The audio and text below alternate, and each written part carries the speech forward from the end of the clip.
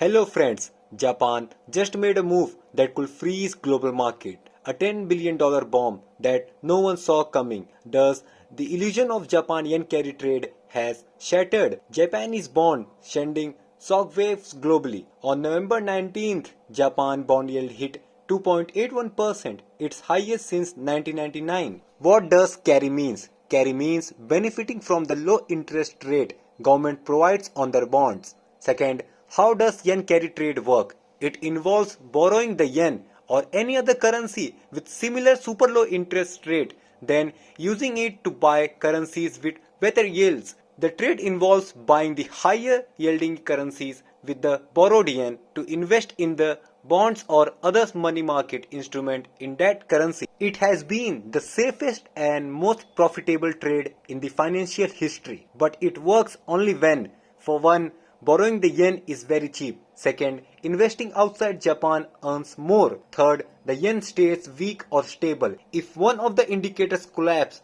the whole system is disturbed, and in present scenario, all three factors are collapsing. Let's understand it with very easy example. You borrow rupees 100 on 0% interest, so you have to return only rupees 100 to the lender.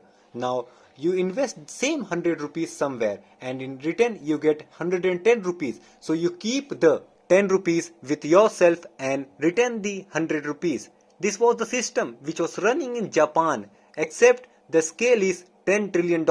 Second example, the old math 2024. You borrow yen at 0%, invest in US Treasury at 4%, the currency hedging cost is 0.5%, net profit was 3.5%. By the new math, November 2025, borrow yen at 2.75%, invest in US Treasury at 4.5%, currency hedging cost is 0.75%, net profit is just 1%.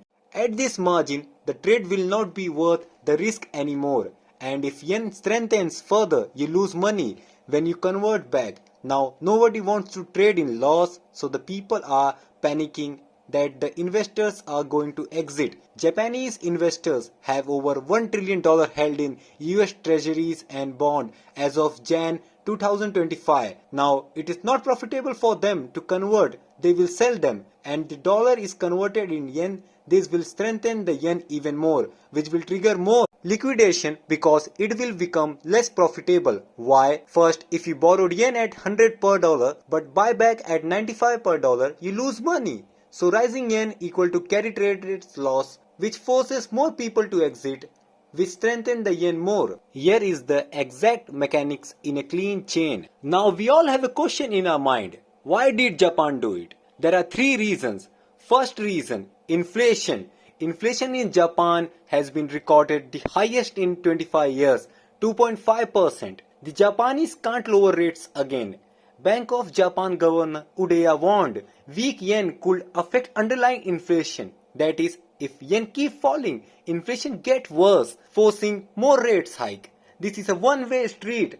Rates are going up, not down. Second reason, debt to GDP ratio is the third highest in the world, 255% of the GDP.